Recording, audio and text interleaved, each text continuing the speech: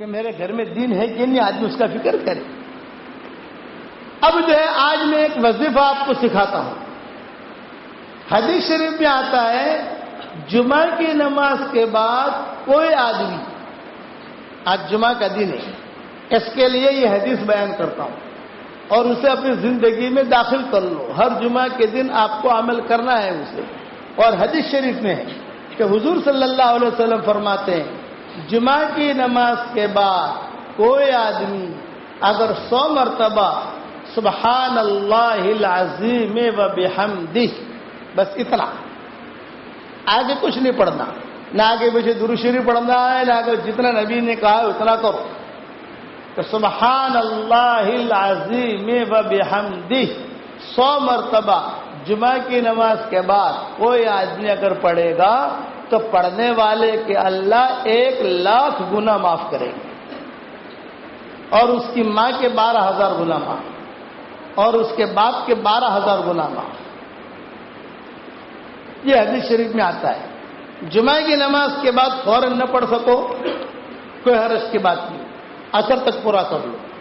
عصر کے بعد عصر تک بھی نہ پڑھ سکو تو سورج غروب ہونے سے پہلے پہلے پورا کرو، لیکن پڑھ لو سبحان اللہ العظیم و بحمدہ۔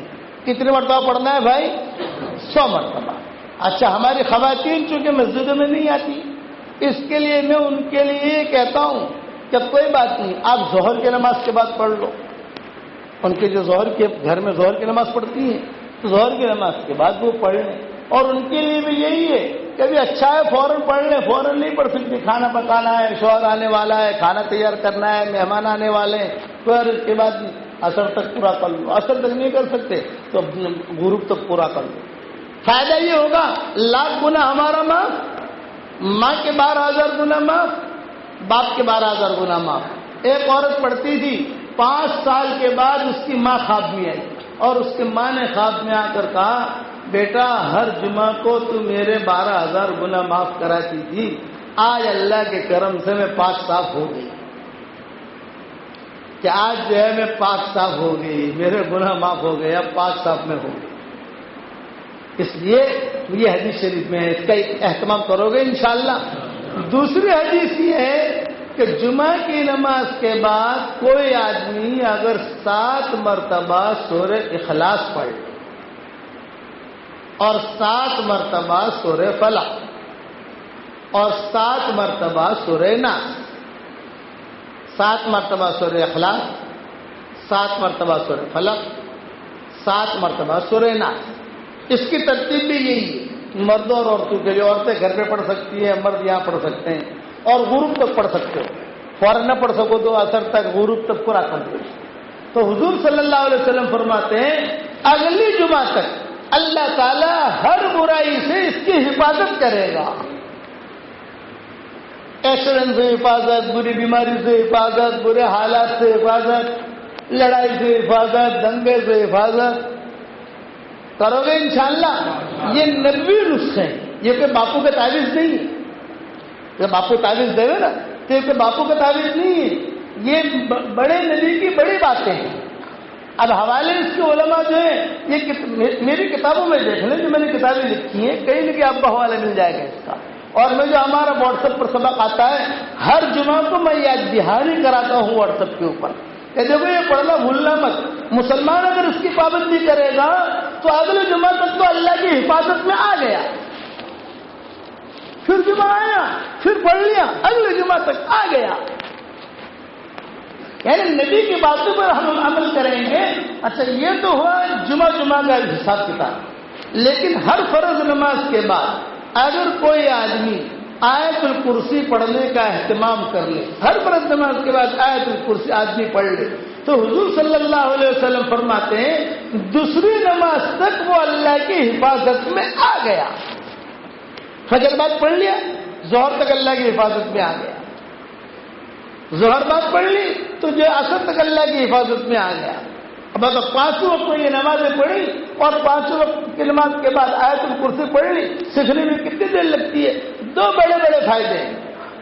یہ جو پالن پور کی ہماری اسٹیشن والی مسجد ہے نا، میں چھوٹا سا تھا تو ہمارے والد صاحب رحمۃ اللہ علیہ نے بچپن میں ہمیں بتایا تھا بیٹا ہر فرض نماز کے بعد آیت الکرسی پڑھ لیا کرو. 2 بڑے بڑے فائدے ہوں گے. ایک فائدہ یہ ہوگا کہ 24 گھنٹے ہم اللہ کی حفاظت میں رہیں گے. ایک بات. دوسرا فائدہ یہ ہوگا کہ مرتے ہی سیدھا جنت. حدیث شریف میں آتا ہے کہ ہر فرض نماز کے بعد آیت الکرسی اگر کوئی پڑھ لے تو جنت کے درمیان اور اس آدمی کے درمیان خالی موت حائل ہے. مرا سیدھا جنت. کتنی بڑی فضیلت ہے. تو یہ چیزیں سیکھنے جیسی. ادھر ادھر کی چیزیں فیس بک سیکھو اور سارا یہ دھمال سیکھو. یہ چیزیں سیکھو نا جو قرآن حدیث کی ہے. پڑھو گے انشاءاللہ بھائی. اس کا اہتمام کرو. ہر فرض نماز کے بعد آیت الکرسی پڑھنے کا اہتمام کرو اور یقین کے ساتھ میں نے آیت الکرسی پڑھ لی, اللہ کی حفاظت میں آ گیا. فجر کی نماز پڑھ لی, من صلی الصبح فهو فی ذمۃ اللہ. فجر کی نماز پڑھ لی تو وہ اللہ کی حفاظت میں آ گیا. اللہ کہتے ہیں کہ اس نے نماز پڑھ لی فجر کی, یہ میری حفاظت میں آ گیا. اور اللہ کی حفاظت میں جو آ جاتا ہے تو اللہ تعالیٰ اس کی پوری حفاظت کرتا ہے. اور گھر سے نکلو, جب بھی گھر سے نکلو ایک دعا کر کے نکلو, اے اللہ میرے بیوی بچے تیری حفاظت میں. بس. تو جو چیز اللہ کی حفاظت میں دی جاتی ہے تو اللہ کو غیرت آتی ہے. اللہ کہتے ہیں کہ مجھے کوئی چیز حفاظت کے لیے دے پھر میں اس کی حفاظت نہ کروں, یہ کبھی بھی نہیں ہو سکتا. اس کے لیے اللہ کو حفاظت دی جائے. اس لیے حدیث میں آتا ہے کہ گھر سے نکلے تو بسم اللہ علی نفسی و دینی و اہلی و مالی. اے اللہ میں میرے نفس پر بسم اللہ پڑھتا ہوں, میرے گھر والوں پر بسم اللہ پڑھتا ہوں, میرے مال پر بسم اللہ پڑھتا ہوں, میری اولاد پر بسم اللہ پڑھتا ہوں. جائے جملہ کہا تو سارے کے سارے اس کے بچے, اس کی دکان اللہ کی حفاظت میں آ گئے. علماء نے لکھا کہ میرے گھر میں دین ہے کہ نہیں.